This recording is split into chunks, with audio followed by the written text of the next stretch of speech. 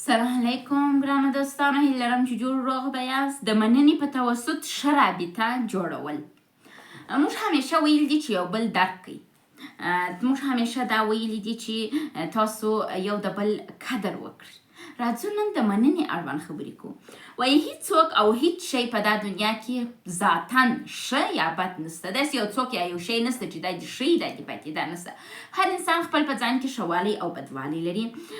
وایي ښه او بد زموږ د افکارو تولد دی چې موږ وړاندې کوو. دا چې موږ انسانانو ته ښه ښکاره سو یا بد ښکاره سو، دا موږ خپله تصمیم نیسو. وایي قدر کول یو د بل زده کړئ. د دې اړوند موږ ډېرې خبرې کړي دي. وایي ښه فکر وکړه، دقیق توګه بیا مننه وکړه.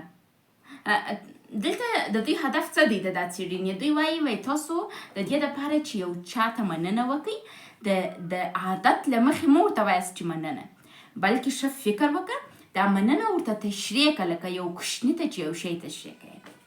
وایي هغه مطالب چې د کوچنیانو روانشناسي موږ ته تدریسوي، وایي دغه د کوچنیانو روانشناسي په روابطو کې هم موږ کار ځینې اخیستلی سو. دا رابطه دا رقم دی لکه یو کوچنی چې پالې، منظم توګه پالل غواړي، توجه غواړي، درک غواړي، مینه غواړي. رابطه هم دغه رقم یو څه درڅه غواړي. تاسو باید یو د بل قدر وکړئ، قدرداني یو د بل وکړئ، او دا مننه چې د یو هر کار په مقابل کې باید مننه ووایاست خپل د ژوند ملګري ته. دا مننه ویل په حقیقي توګه ورته ووایه، د فکر کولو وروسته یې ورته ووایه. فکر وکړه چې دغه نفر چې زما سره دا کار وکړي، زه په څه رقم توګه باید مننه ورته ووایم. نو مننه په دقیق توګه سره یو بل ته ووایاست. وایي د قدردانۍ تر څنګ مننه کول هم زده کړئ. وایي په دنیا کې ډېر کسان شته چې فکر نه کوي، او په دنیا کې ډېر کسان شته چې د هغوی مننه کول نه دي زده. باور وکړئ، ما چې دا دوهمه نکاح وکړله، ما خپل خاوند ته همیشه ویله چې مننه چې ته زما ژوند ته راغلې، یا داسې یاستې. ما د هر څه مننه ورته کوله، لیکن هغه یوه ورځ ما ته مننه ونه ویل. او دا د دې سبب سو ځکه چې زه یو ډول رسمي جینۍ یم.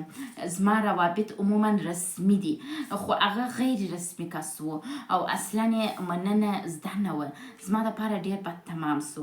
نو تاسو کوشش وکړئ چې په روابطو کې مننه زده کړئ.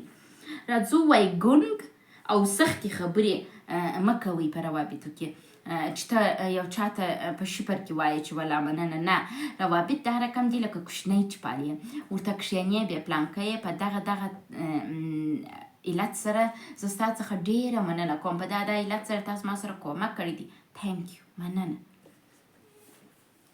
وایي هر څه چې تاسو د کوچنیانو ته پلی کوئ، هر څه چې تاسو د کوچنیانو دپاره غواړئ، هغه د روابطو دپاره هم غواړئ. روابط هم لکه کوچنی منظم پالل غواړي. بل وایي مننه د ښه شخصیت جوړېدو سبب کیږي. کله چې تاسو و خلکو ته په صحیح معنا مننه وایاست، یعنې اول فکر کوئ او بیا په تشریحي توګه و خلکو ته مننه ورکوئ، دا تاسو په ښه شخصیت لرونکي کس باندې معرفي کوي. نو کوشش وکړئ ښه شخصیت ځان ته جوړ کړئ.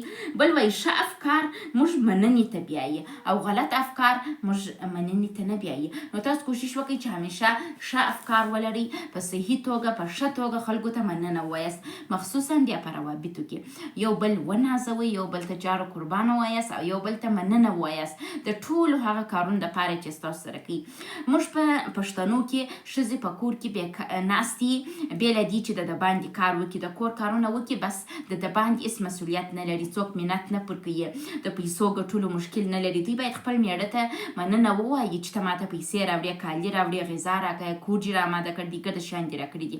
زه د هر څه په خاطر مننه کوم.